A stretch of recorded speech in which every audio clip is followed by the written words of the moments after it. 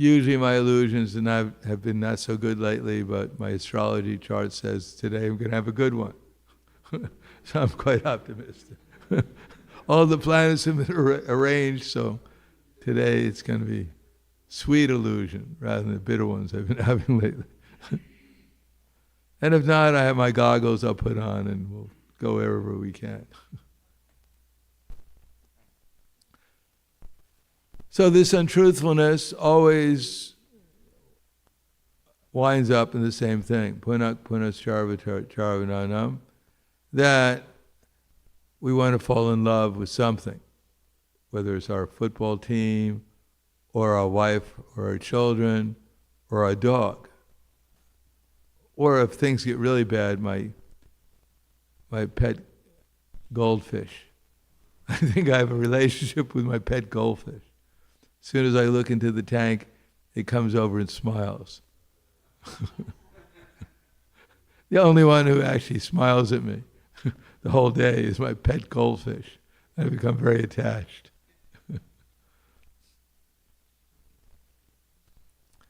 So from there comes the idea that I'm going to have a romance. There's going to be a romance between something in this world. And then in order to facilitate it, because it doesn't wind up so nice, then I have to take intoxication to kind of like make me believe it's real. And then, of course, when I get frustrated, I can't lord it over anything. It's the carrot or whatever it's on my plate. I'm going to devour it. And that way I feel myself powerful.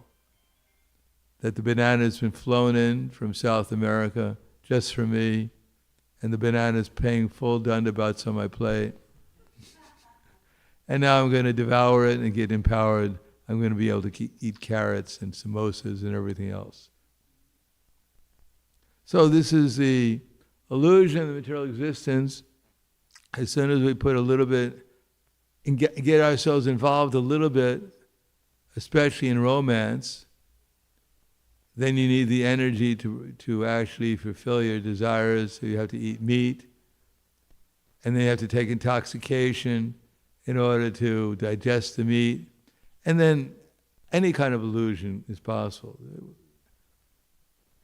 Untruthfulness becomes just normal.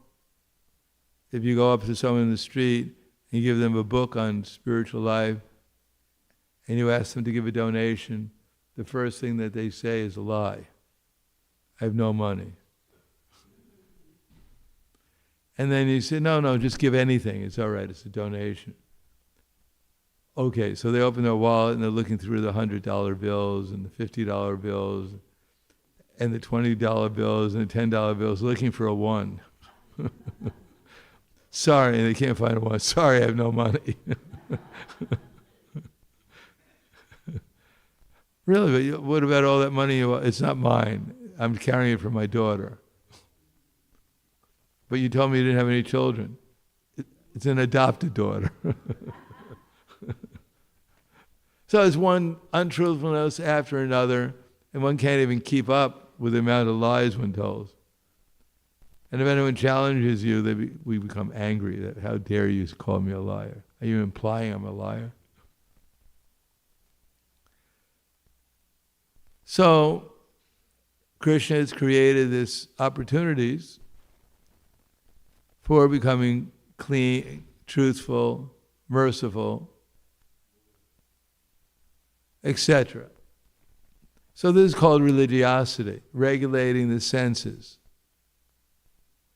And part of that, at least, is performing a fire yajna, that everyone in society can perform some kind of yajna. The beginning was this fire yajna that's mentioned here, where people would be trained in order to perform, the Brahmins would be performing a certain type of endeavor in the fire yajna, which is part of an ashram. The Shudras would assist, the Vaishyas would have the cows, which would provide the ghee for the sacrifice. The Kshatriyas would make sure everything was peaceful and arrange the sacrifice. Then the Brahmins would learn how to chant the Vedic mantras and perform the sacrifice. And from there, Devam bhavayata dena te deva bhaviyantuva parvashparam bhaviyantat shek paramavapsita. Then the demigods would actually bestow, as Krishna says, all benedictions upon men. We'd get, what are the benedictions? Their rain would come, and from the rain grains would come, and from grains we'd get food, and from nice food, not plastic food. Nowadays, if you eat rice and things like that, or anything, many things you buy in the market, they have little pellets of plastic in it. They don't have any nutritional value, but it saves the person who's selling it. It's a good additive. It's a lot of, plastic has a lot of fiber in it.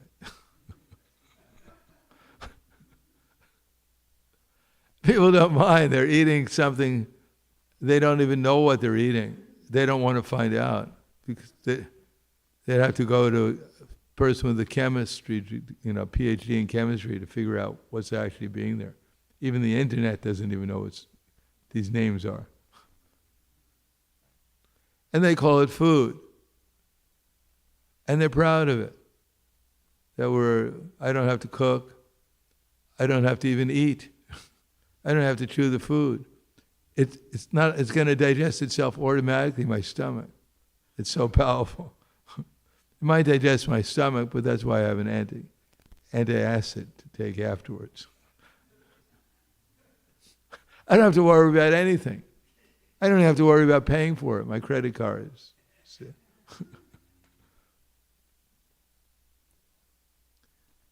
So this is all the actual purpose of life, though. Tevidu swartikatim hi Vishnu. They don't know that the actual purpose of life is to obtain Krishna. Therefore, they're trying to squeeze out some happiness in the material world, some love actually, some appreciation, some good time, some good feeling, but they have no idea, there's no knowledge of how to do it. Because, as it explains here, there are no Brahmins, there are no Kshatriyas, there are really no Vaishyas or Shudras, there are just Naradamas. Well, we start with the Mudhas, Naradamas, Maya Pritagyanas, and Asuram Bhavam Ashrityas. But even the very basic principles of religion are lacking. People think, cleanliness. Cleanliness means to wash your hands with some alcohol, sanitizer, or whatever they call it. Prabhupada said the most contaminating thing that exists, alcohol, you're washing your hands with it to clean it. They don't believe in mercy. They don't believe in austerity. If they skip one meal, they think they're going to die.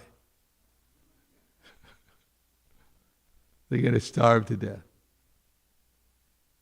And as far as mercy, cleanliness, truthfulness means you tell enough lies that people think you're telling the truth. That no one could be so bold to tell such lies. Then they think after you tell it, as Goebel said, you tell it again, the same lie again and again and again, and then somehow or another it turns into the truth in people's minds. That's called truthfulness. So what's happening in Kali Yuga? The only hope is the chanting of the holy names. Because only by the chanting of the holy names can people wake up and realize what's actually going on. Prabhupada said if you light a match in the dark room, then the darkness can't put the match out. So although Varnashram is there, but generally speaking, even when people are progressing in Varnashram, they don't progress very far. Because the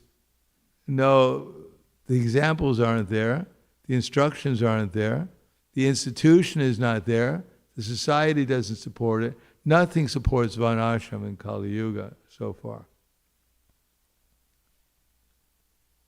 And as far as sacrifice, people think, sacrifice means I put in, some money into the hundi, I put in $1.25 into the hundi, and I pray to Krishna, my dear Lord, turn it into 1,000,000. That's called sacrifice.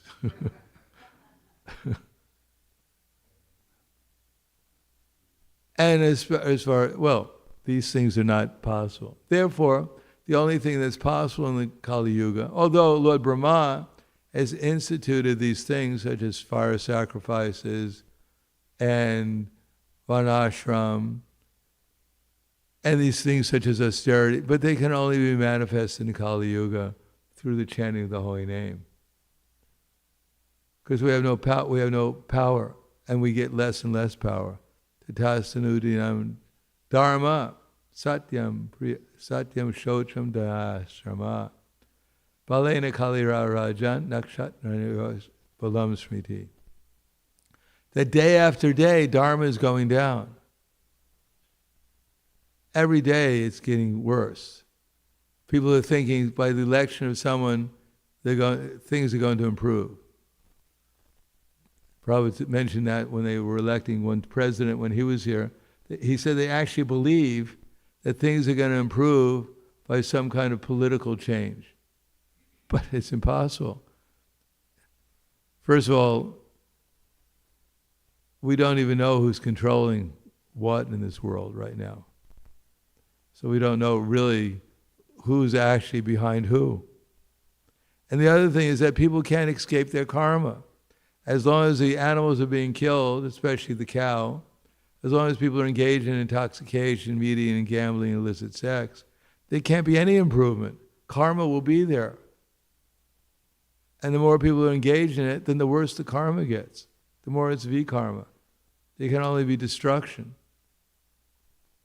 Without Krishna consciousness, then there can only be problems. Although people may criticize this group, whether it be this unknown people who are behind everything. What do they call those people? Illuminatis or whatever. The deep state.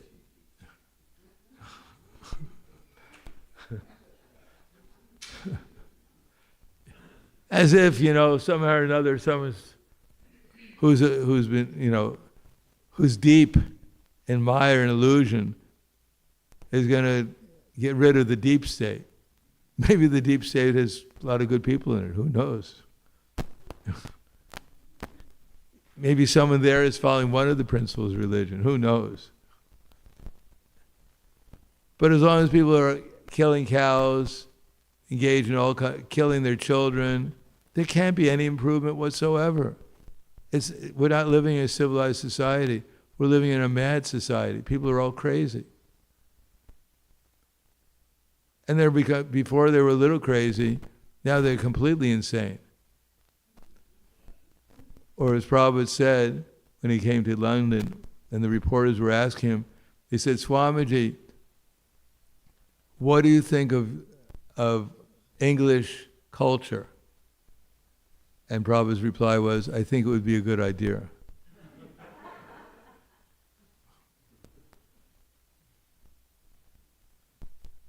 So there is no culture. Even the animals are embarrassed when they say, you're like an animal. The animals say, what? Come on, we're regulated. But generally we don't kill our own children. I mean, we don't want to identify with these people. Give us a break. We're on the ups. We're going upward. These people, who knows where they're going?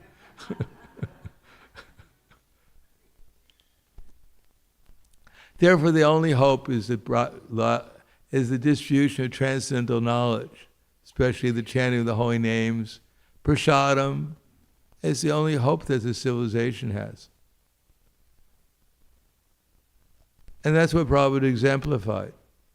Fixity in purpose. Establishing an opportunity for the fallen souls of the Kali Yuga, including ourselves, to participate in the Sankirtan movement. Not only to make friends with the devotees, not only to, which is very important, that we have to become friendly to the devotees, respect them within our minds, and try to cooperate with them, specifically for helping each other and helping innocent people become Krishna conscious. That's the sacrifice of this age. As Chaitanya Mahaprabhu said, he not only brought the holy name, but he brought the attitude in distributing the holy name. Yari Deka, Tarikaha, Krishna Upadesh, Amara Aga Guruhana Taridesh. That whoever we meet, doesn't matter who it is, that our attitude, our prayer should be, our desire should be, my dear Lord, please give me the intelligence by what I can, your mercy within my heart as a super soul, to remind me of what Guru, what Sadhu, and what Shastra has told me, so that I can, according to the best of my ability, try to help this person I've just met develop their relation with Krishna. There can't be any higher activity than that. That is the activity in this age. And of course, as Dhruva Maharaj, when he was boarding the airplane to go to Dhruvaloka, and the Vaikuntha devotees, the Vishnu Dutas, came to bring him there, he was so overwhelmed with awe that he forgot what to say. Because Death Personified came and paid obeisances and climbed on Death Personified's body to enter into the airplane, but the only thing he can remember is Hare Krishna.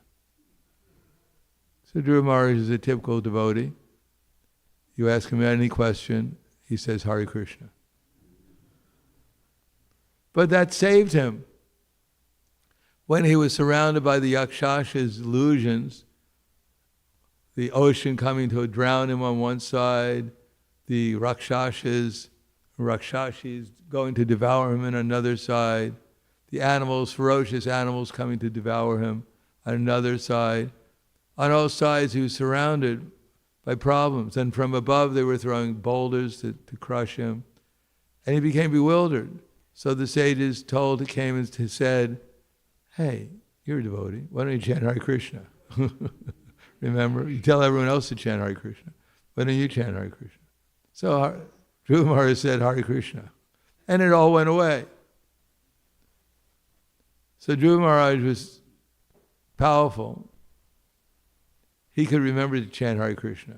Now we ourselves, sometimes we think everything's fine. And we forget we're going to chant Hare Krishna. That's unfortunate. But don't worry, Kali Yuga, we don't have to pray for problems. They come, as Queen Kunti had to actually go through the trouble to pray for problems. We don't have to pray for problems. Just wake up in the morning. And a whole day of problems is already been prepared. With that whole schedule of problems is there. You don't have to write it down on your agenda. They'll be there. And if we're fortunate, we'll pray to Krishna, we'll chant Hare Krishna sincerely to please help me. And the more difficult the problems are, the more likely a devotee is going to turn to Krishna to help solve them. The real problem is when we think everything's going all right. The prasadam actually is really good. And there's a lot of it. No problem. My problem is solved. Or as they say in Spanish, barriga llena, corazón contento. When the stomach's full, the heart is pleased. But that's what Prabhupada mentions here. This idea that everything's all right in the world because my stomach's full, I have a nice place to sleep. Who knows what romance awaits me in the future? Maybe if I advance enough in Krishna consciousness, maybe Indra will send an apsara. No one can blame me. An apsara, even the demigods can't resist. And as far as defense goes, well, I have my insurance. I've been watching some videos on the internet about self-defense. It's all right. Things are cool. But actually, the only real hope the only real defense, the only real, well, if we want to be happy, by intoxication, then Prabhupada said, become intoxicated on the holy name. If we want to eat something that tastes good, then we should relish the holy name. Rupa Goswami said, if I had thousands of tongues and thousands of ears, millions of ears and millions of tongues, then I might be able to relish the holy name, the taste of the holy name. So try to taste the holy name. Try to become intoxicated on the holy name. Try to develop a loving relationship with the holy name. And try to defend ourselves from Maya, from the illusory energy, by taking shelter of the holy name. That's the only sacrifice that can actually help us in this age. Everything else, all these things, they may be temporarily beneficial. As Prahlad Maharaj said, that I've tried in so many different ways to counteract the problems of material existence, and although they may be temporarily beneficial, but actually they just created more problems in the future for me. Therefore, the whole idea of Krishna, as soon as we become a devotee, if we think we're going to have a peaceful life, a happy life, everything's going to be provided to us, Krishna says that in Bhagavad Gita, we're wrong. If we're actually trying to become Krishna conscious, Krishna will simply send one problem after another. And if we don't think it's a problem, don't worry, Krishna will increase it until finally we realize this is a problem. And if not, then we'll have to go through another death. Finally we think, well, I'm about to die, maybe this is a problem. Is there any prasadam before I go? I don't want to miss the feast. This would be too much. It's almost like this person, devotee, who said he was in Howrah train station in West Bengal in Calcutta, and he was chanting japa, and one of the people who were begging was looking for cigarettes on the railroad track, the remains of cigarettes. So a train came along and cut him in half, his body in half. So the devotee went up to him and said, "Can I do something to help you?" He said, "Do you have a cigarette?"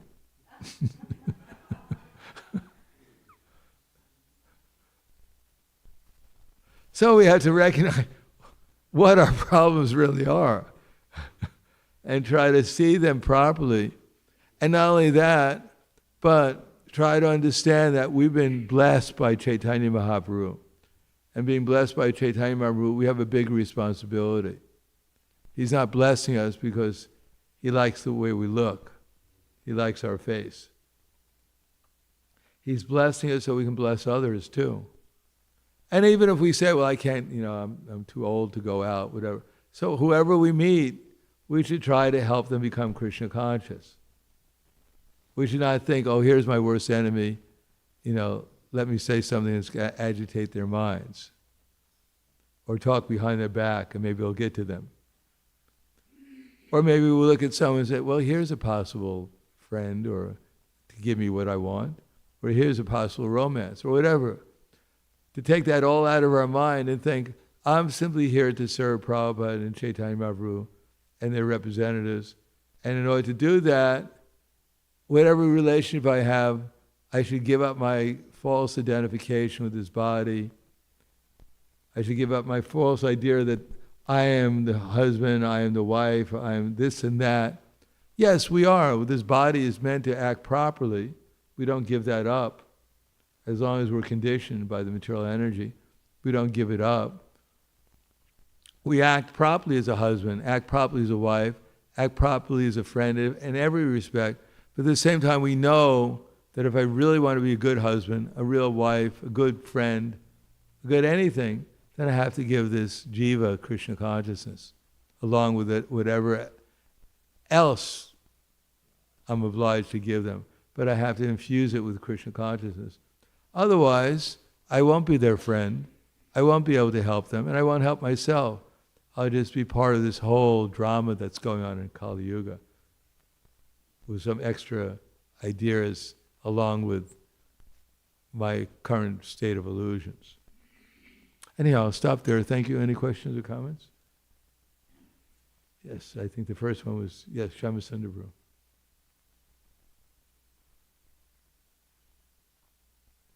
Give you a class. You were talking about how we don't know who's actually running the government. I'm wondering if you can make a social comment on our own society, that during the COVID, we don't know what was influencing them.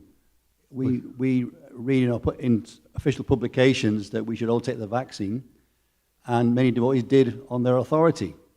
But there hasn't been a retraction statement saying, oops, we made a mistake, and thousands of people are dying as a consequence of it.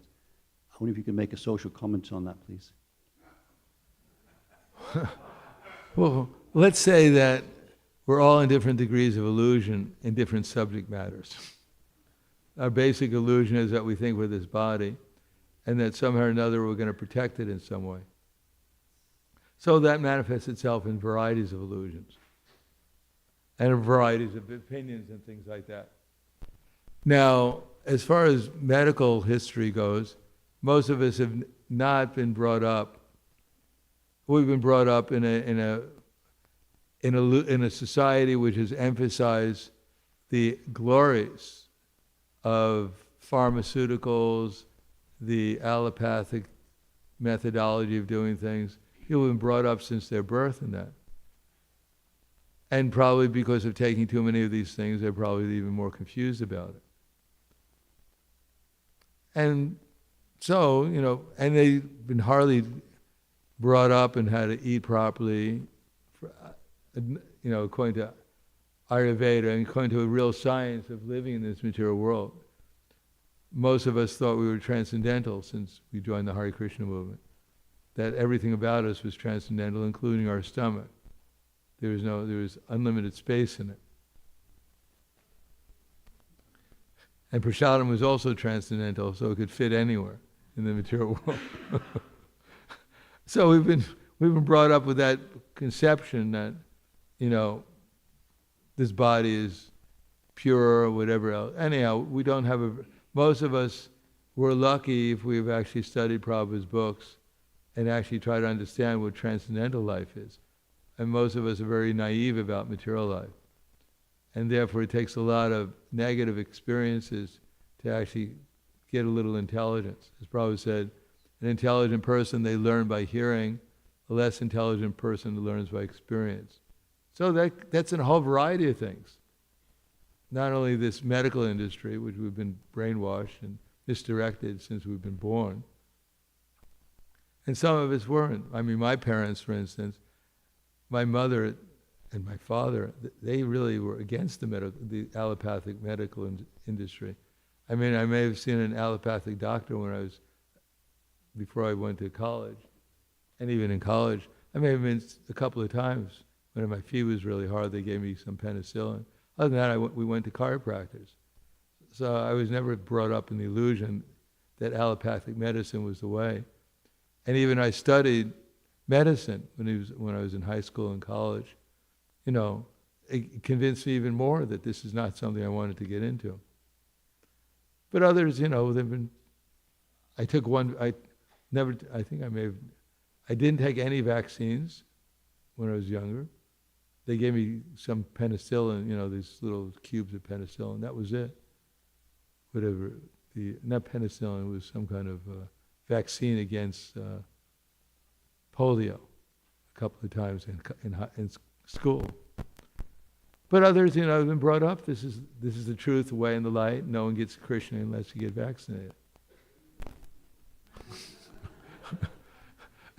So that's the way it is, As far as learning, then if it's really bad, they'll learn by experience, and if it was really good, then they've already learned. What's that?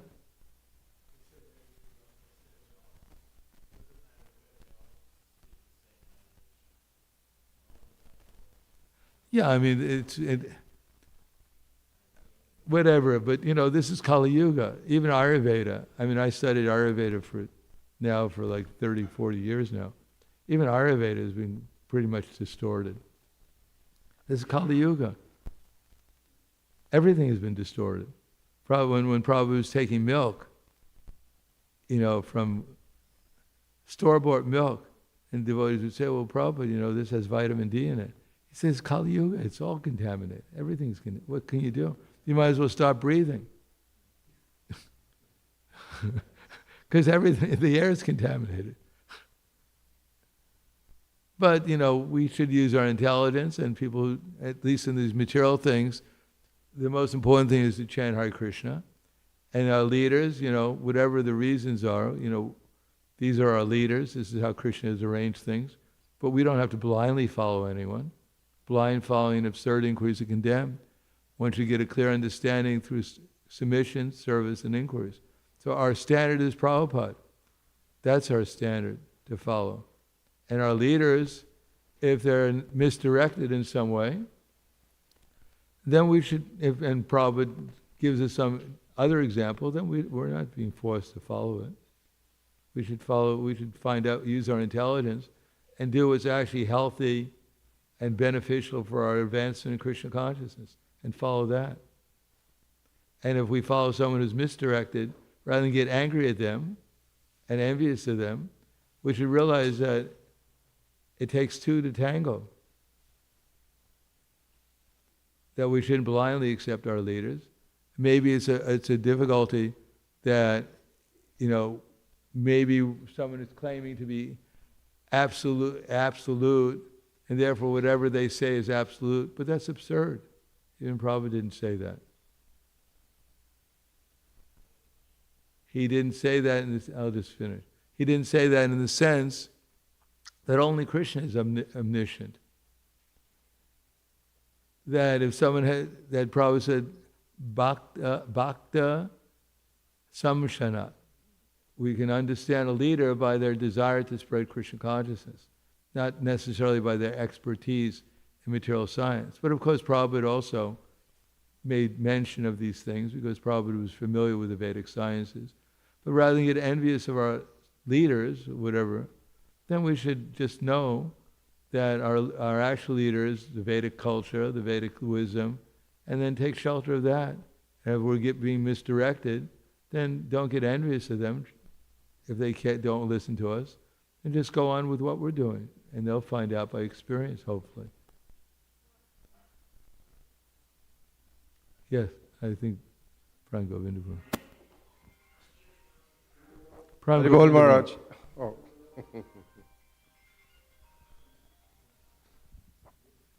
In the beginning, you were quoting Jasam tu andagata papam jananam punna karmana. So the conviction, determination comes from the pious credit from previous life and growing up this life. But then when that question was raised to Prabhupada that I didn't do anything, and Prabhupada said, I made you fortunate. So my question is like, how much we have to really pay attention on the pious activities in order to have that conviction, determination versus the mercy? If one is not pious, then there's no question. I mean, as far as our previous pious activities, well, as Prabhupada was saying, generally speaking, most of us have been sinful from the beginning of our lives. So where is our pious activities if we've been sinful? But Prabhupada gave us through the holy name, through his instructions. Therefore, we stopped eating meat. We started protecting the cows. We started eating properly, having proper relations with others. So that's our pious. We start doing devotional service, which is the most pious activity. But we have to go beyond that in order to conquer sinful reactions, understand that pious activities, impious activities, they're all, as a great devotee said, they're all part of karma kanda, jnana kanda. The real thing is to fix our mind on Krishna, become an instrument for devotional service. That's the most pious activity. Krita punya punya. So we can rise up to the platform of real devotional service, understand in truth Krishna, and then meditate in trance in pure devotional love. That's our aim. So when you use that word punna karma, that's what causes the determination or conviction. We may not have any punya karma. Some people may not have any, they've been performing so many sinful activities. But by the chanting of the holy name, which Prabhupada gave us, then we acquire some intelligence, some brains. So that's pious, so we can actually wash our hands before we eat. Something pious, something clean. Clean, merciful, truthful, like that, and Vedic. Maharaj, practically in the movement, like you are very determined and convinced, and many other like this, and some are like falling short or go away. Or Practice. This is a big school we're in. It's called the material world, and sometimes we graduate, and sometimes we get left back. But if by the mercy of the holy name, by the mercy of eating prasadam at least, then we'll gradually go ahead. Okay. Something will be there. One last question, because I have another conference call now. Yes, Haribol Maharaj. Thank you for a nice class. So it's stated that people who eat the cow will be reborn as cow. Is it what? Will be reborn as cow and be eaten. If they eat the cow, I doubt whether they'll make that birth if they eat a cow. But what? So 80 and 90% of the world is actually eating the cow now. So what does that mean? Most of the cow we see in there are people reborn as cow. I mean. Oh, I don't know. I'm not Yamaraj. All I know is we better chant Hare Krishna. If we want to help these, even to the cows, we better chant Hare Krishna. That's the only hope in this age. Thank you very much. Grantharaj Srimad Bhagavatam ki jai. Srila Prabhupada ki jai. Gaur Premanande.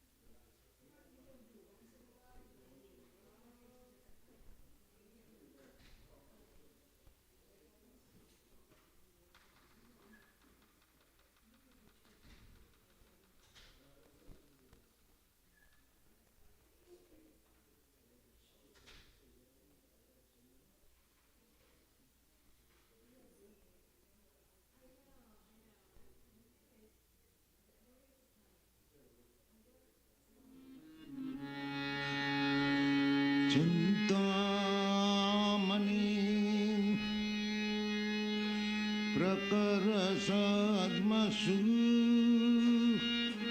Kalpabrikya Lakhyabritesu Surabhi Rabhi Nayantam Mani.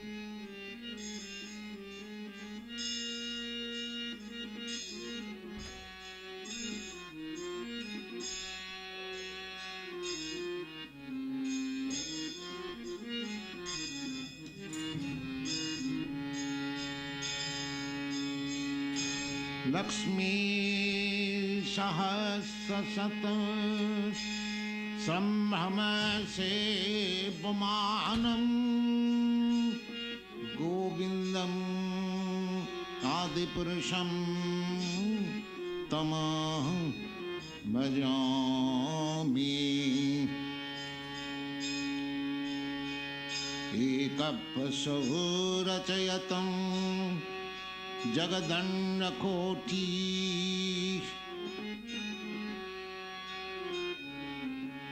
Ekapasavurachayatam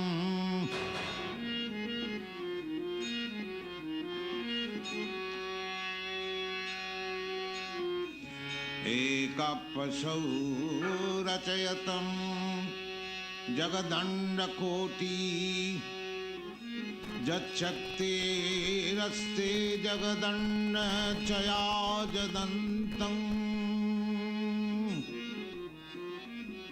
Ekapasavurachayatam Jagadanna koti Jachakti rasti Jagadanna chaya jadantam Annastharamstam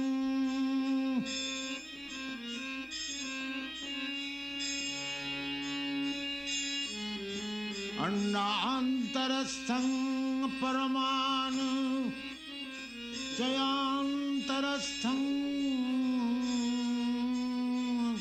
Govindam Adipurusham Tamaham Bhajami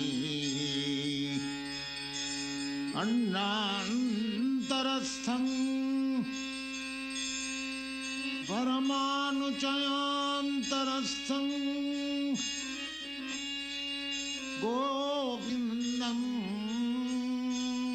Adipurusham Tamaham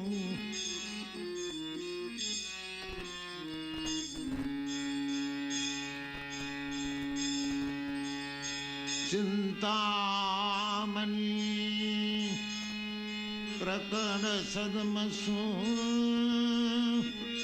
Kalpavriksham Lakshabdeshu Surabhi Rabhipa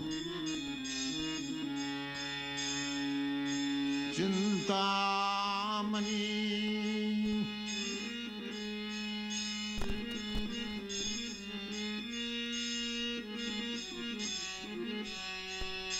Lakshabdeshu Surabhi Rabhipa Tam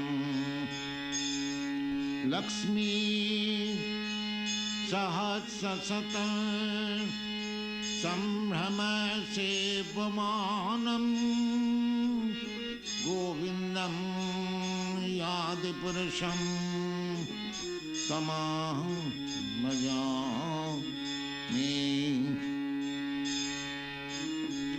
Premanjana Churita Bhakti Vilochanena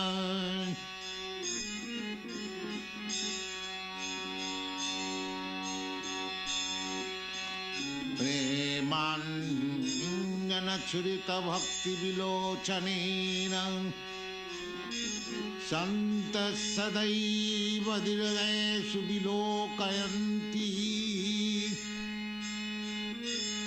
Jang Shama Sundaram Atinta Guna Sarupam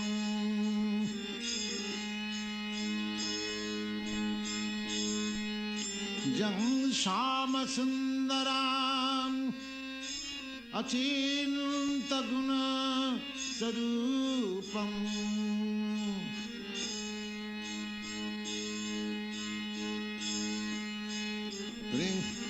Jang Shama Sundaram Achintaguna Sarupam Govindam Adipurusham Tamaham Bhajami Govindam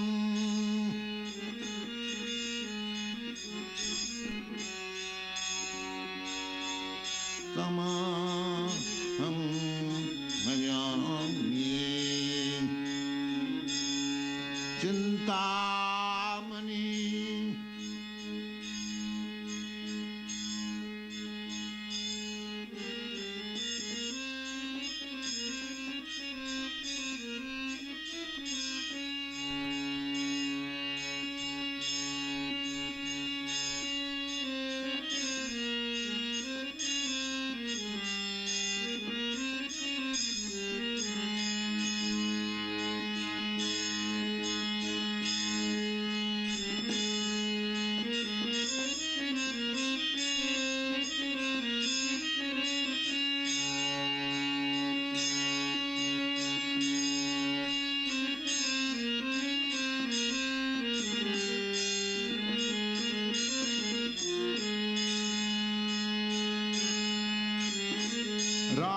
Ramadimurtishu kala niyamena tishtan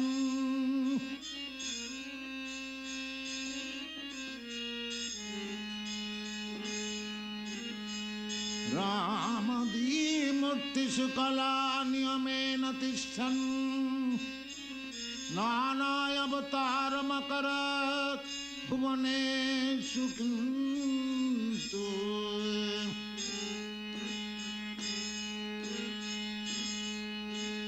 Ramadimurtishu kala niyamena tishtan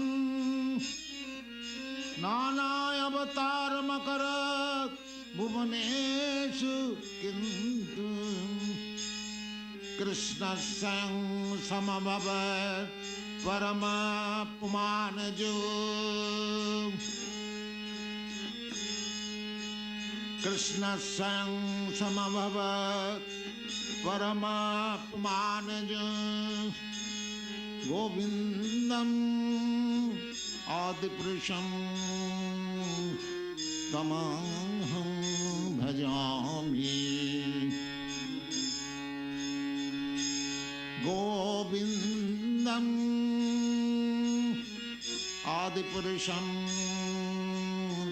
tamaham bhajami Chintamani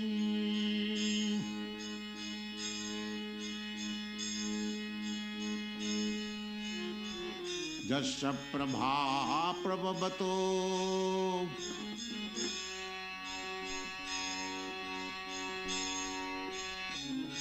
Jasya prabha prabhavato Jagadandra koti Jasya prabha prabhavato Jagadandra koti Koti sabasudhadi Vibhuti bhinnam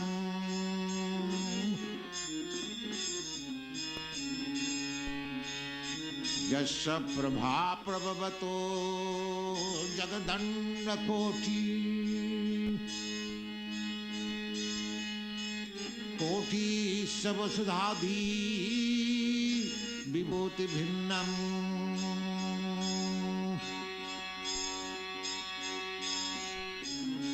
Jasya prabha prabhavato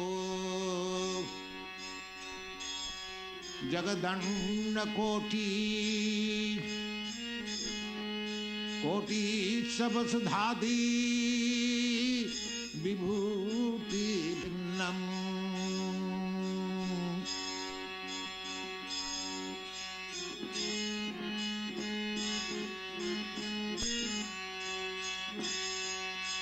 Tad brahma niskalam anantam asesa bhutam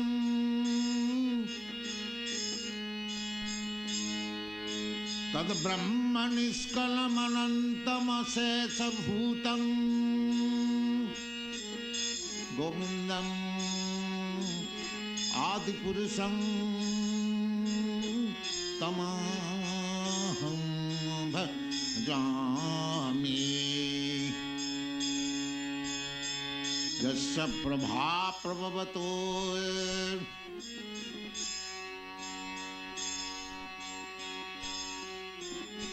जगदण्डकोटि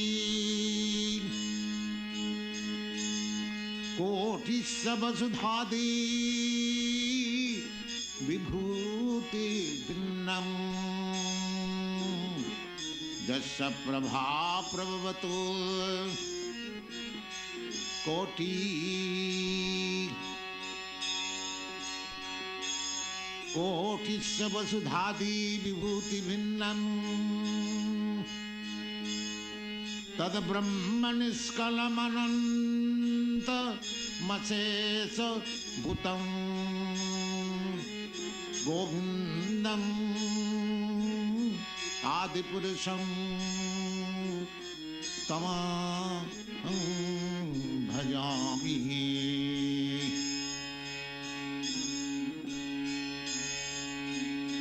माया हि यस्य जगदन्न शतानि सूते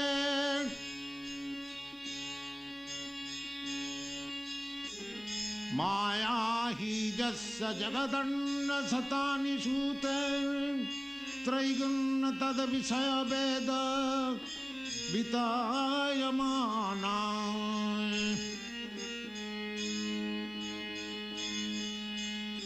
माया हि यस्य जगदन्न शतानि सूते त्रैगुण्य तद्विषय वेद वितायमाना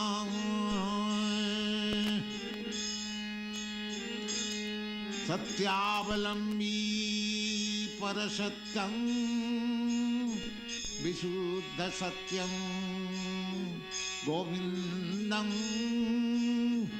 आदिपुरुषं तमहं भजामि। सत्यावलम्बी परसत्यं विशुद्ध सत्यं गोविन्दं आदिपुरुषं तमहं भजामि। चिन्तामणि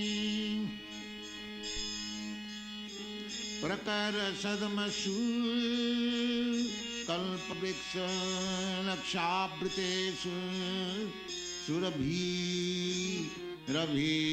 पालयन्तम् लक्ष्मी सहस्रशत संभ्रम सेव्यमानम् गोविन्दम् आदिपुरुषं तमहं भजामि।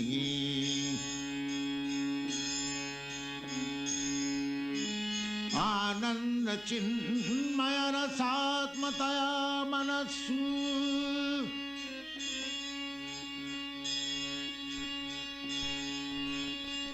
आनंद चिन्मय रसात्मतया मनस्सु जब प्राणिनां प्रतिफलं स्मरतामुपेत्य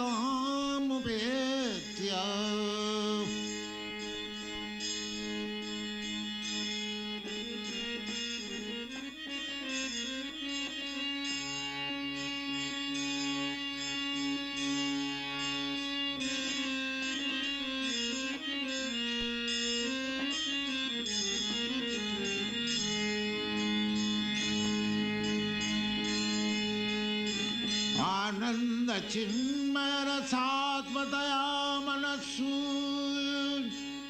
जब प्राणिनां प्रतिफलं स्मरतामुपेत्य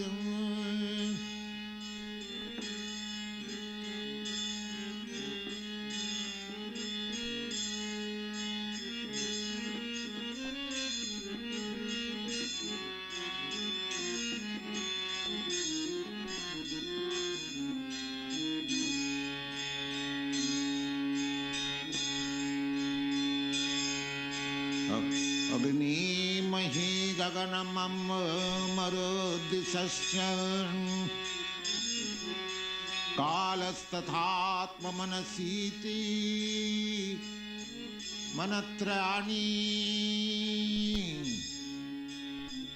अग्निमहि गगनमं मरुद्दिशस्य कालस्तथात्ममनसीति जगत्त्रयाणि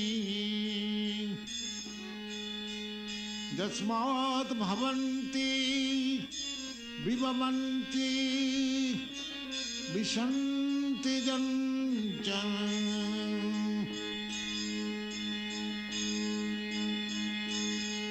यस्मात् भवन्ति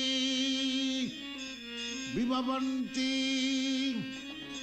विशन्ति जञ्च गोविन्दम् आदिपुरुषं तमः